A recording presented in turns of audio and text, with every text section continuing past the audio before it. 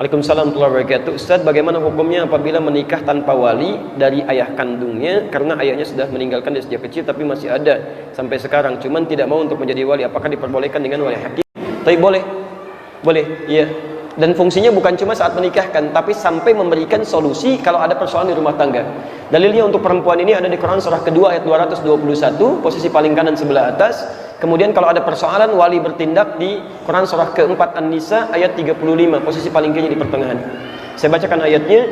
Wala tankihul musyrikati hatta yu'minna. Jangan sampai ada laki-laki menikahi perempuan musyrik sampai dia mau beriman. Wala amatun mu'minatun khairun min musyrikatin walau a'jabatkum. Lebih baik Anda menikahi seorang perempuan muslimah yang wajahnya biasa-biasa tapi beriman dibandingkan perempuan cantik yang memukau tapi musyrik. Antum pilih mana? Menikah dengan perempuan musyrik tapi cantik atau perempuan beriman tapi wajahnya biasa saja? Pilih mana? Tapi baik yang cantik beriman gitu kan? Kalau pilihan seperti tadi. Tapi kalau pilihan seperti Quran sampaikan, nggak ada pilihan kecuali yang beriman. Nah, cuma persoalannya kalau perempuan dia nggak bisa milih. Maksud nggak bisa milih ini, dia nggak bisa menikah dengan sendirinya. Mesti ada yang menikahkan supaya bisa melindungi dia dalam kehidupannya. Ya, karena sifat perempuan kadang-kadang butuh perlindungan yang lebih dibandingkan dengan laki-laki. Baik teman-teman, maka kalimatnya berubah. Wala tunkihul musyrikina hatta yu'minu. Jangan pernah nikahkan anak perempuan Anda dengan laki-laki musyrik sampai dia mau beriman. Jangan pernah nikahkan. Dari redaksi ini kata para ulama disepakati bahwa harus ada fungsi wali bagi perempuan ketika dia mau menikah. Siapa wali ini? Adalah kerabat terdekat. Pertama dari ayahandanya yang mengandung, yang menjadi wali atau wali rahimnya, ya, ayah biologisnya. Kalau masih ada, ya, atau masih ada, dia punya kesanggupan. Tapi kalau sifat kesanggupannya istita'ah hilang dari dirinya, misal ayahnya masih ada, tapi nggak sanggup untuk menikahkan karena saking harunya misalnya, ya, sampai mengucapkan kalimat ijab dan qabul misal, ya, bisa jadi keliru. Ya, misal bapaknya Rahmat yang akan dinikahkan Asep misalnya kan, saking kelirunya, ya, Ananda Asep, bapak nikahkan Ananda dengan anak Asep, ada Rahmat gitu kan. Siti anaknya Rahmat, keluar lagi, saking harunya misalnya bisa keliru atau tidak baik dalam ungkapannya, maka dia boleh mewakilkan kepada wali yang lainnya. Siapa wali yang lainnya? Bisa kerabat terdekat yang lain, bisa paman, bisa kakak laki-laki yang kandung, atau wali hakim yang bisa dijadikan sebagai bagian dari, ya, pembantu untuk bisa menikahkannya. Bisa misalnya, mohon maaf, ya, guru daripada ayah, ya. Bisa misalnya, mohon maaf, dari wali hakim petugas tertentu, itu sah, boleh dilakukan, ya. Nah, ini kasusnya yang seperti ini, itu boleh. Jadi kalau sifatnya sudah masuk kepada waktu pernikahannya, kemudian ayahnya merasa tidak mau, ada tanggung jawab dari sejak kecilnya, sudah meninggalkannya, dan ayahnya berdosa dengan itu, sepanjang dia tidak mau bertobat kepada Allah Subhanahu wa taala. Saya berdoa kepada Allah supaya ayahnya dilembutkan hatinya, mau kembali kepada ketentuan Allah dan bisa merajut kebaikan-kebaikan dalam keluarga yang tadi. Jadi hukumnya boleh, silahkan ambil wali yang lain sebagai wali hakim, dan dia tolong pilih wali hakim yang baik yang bisa memberikan dukungan-dukungan dan saran-saran kebaikan dalam hidup.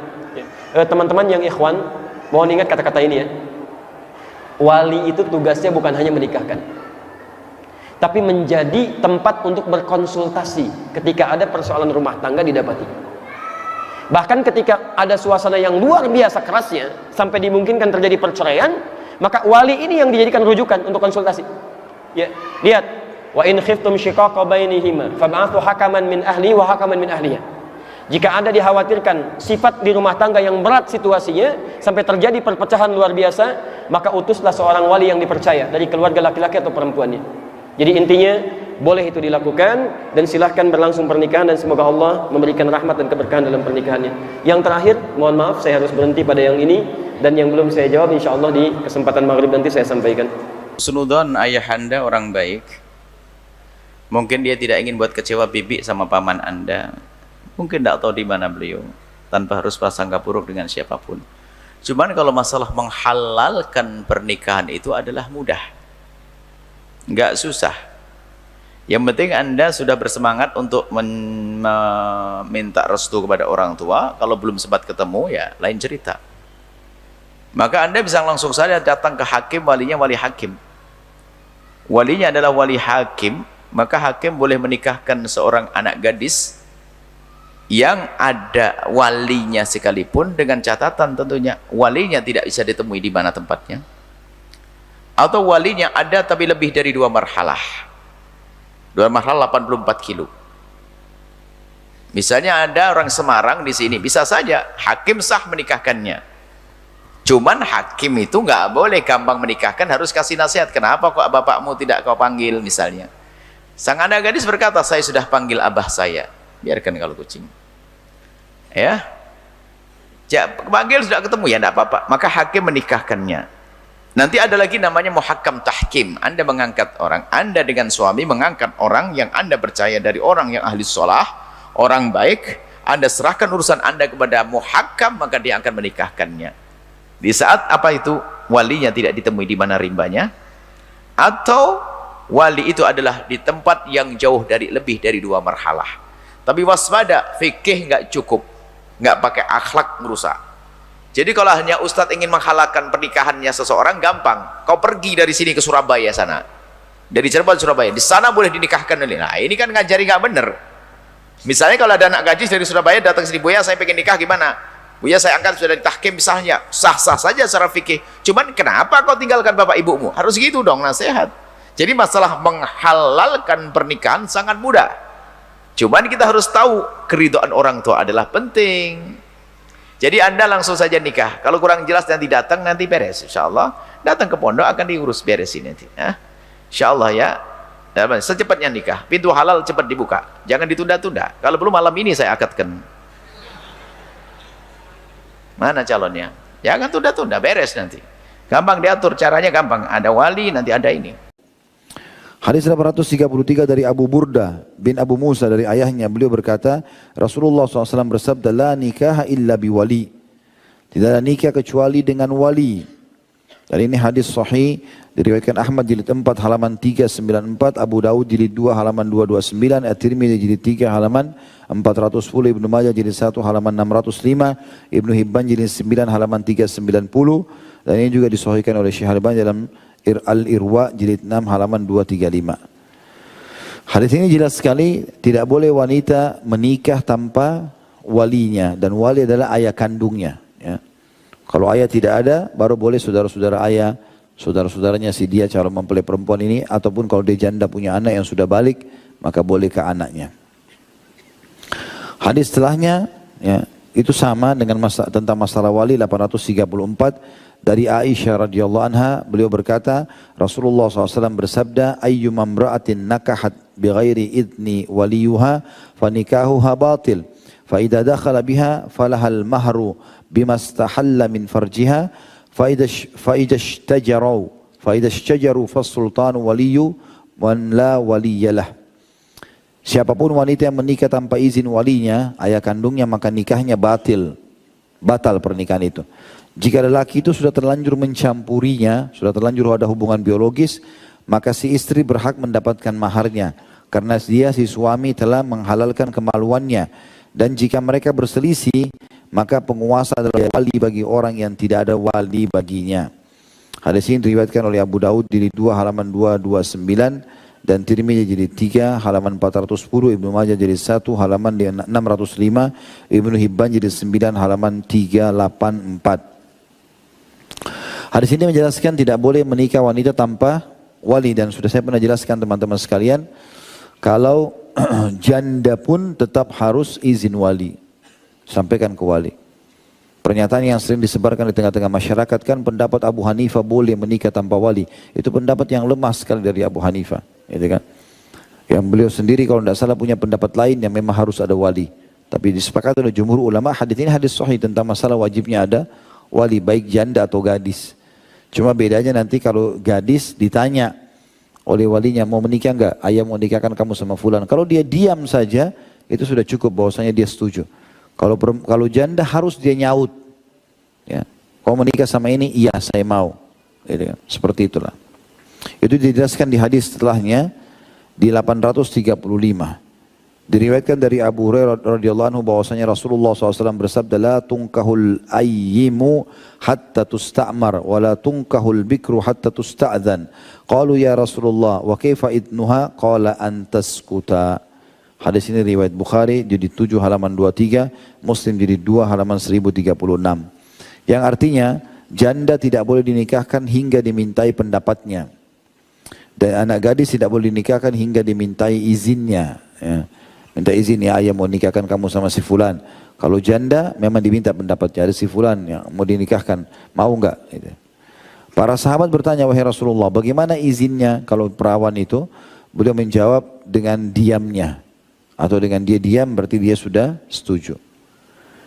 Hadis selanjutnya 836 ini mirip dengan sebelumnya dari Ibnu Abbas radhiyallahu anhuma. Nabi SAW bersabda, "Ats-tsayyibu ahaqqu bi nafsiha min waliyiha wal bikru tusta'mar wa idnuha sukutuha." Janda lebih berhak atas dirinya daripada walinya. Maksudnya adalah kalau ada yang lamar jandanya mau, ya sudah, walinya nggak boleh tahan. Ya. Karena dia lebih berhak dirinya untuk menikah sama siapa itu lebih berhak daripada walinya. Walinya tinggal menikahkan saja atau mengizinkan. Sedangkan anak gadis dimintai pendapat, ya, dan izinnya adalah diamnya. Artinya ayah mau nikahkan kamu sama fulan, setuju gak? Kalau dia diam berarti sudah setuju. Ini sudah masyhur tentunya hadisnya, mirip dengan yang tadi. Hadis ini diriwayatkan oleh Imam Muslim di jilid 2 halaman 1037. Juga dalam riwayat lain, laisa lil waliyyi ma'ats thayyibi amr wal yatimatu tusta'mar. Wali tidak mempunyai wewenang memaksa pernikahan terhadap janda dan anak perempuan yatim itu dimintai pendapat. Hadis ini riwayat Abu Daud di jilid 2 halaman 233, An-Nasai jilid 6 halaman 85 dan Ibnu Hibban di jilid 9 halaman 399. Jadi ini menandakan memang harusnya ya perawan itu diminta izini saja.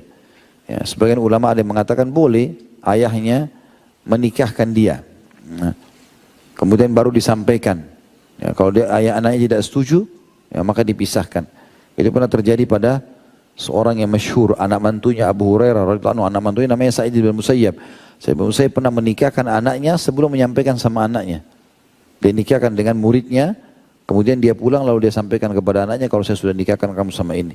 Karena anaknya patuh, anaknya diam saja, maka terjadi sahlah pernikahan itu. Kecuali kalau pada saat sudah dinikahkan oleh ayahnya, si perawan ini menolak, enggak, saya enggak mau, kenapa ayah nikahkan gini-gini, maka itu ya dibatalkan pernikahannya.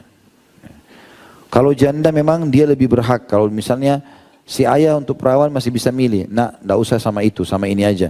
Kalau janda itu dia punya hak menentukan lebih daripada ayahnya. Tentu dianjurkan juga dia memilih yang laki-laki soleh ya. Kemudian hadis selanjutnya, maaf saya bacakan dulu kembali tadi. Wali tidak mempunyai wewenang memaksa pernikahan terhadap janda dan anak perempuan yatim itu dimintai pendapat. Maksudnya anak gadis dimintai pendapat. Riwayat Abu Daud dan sudah saya bacakan tadi juga An-Nasai dan Ibnu Hibban. Hadis 837 dari Abu Hurairah radhiyallahu anhu, beliau berkata, Rasulullah SAW bersabda, la tuzawwijul mar'atul mar'ah wa la tuzawwijul mar'atu nafsaha. Seorang perempuan tidak boleh menikahkan perempuan lain. Dia bukan wali, walaupun ibunya.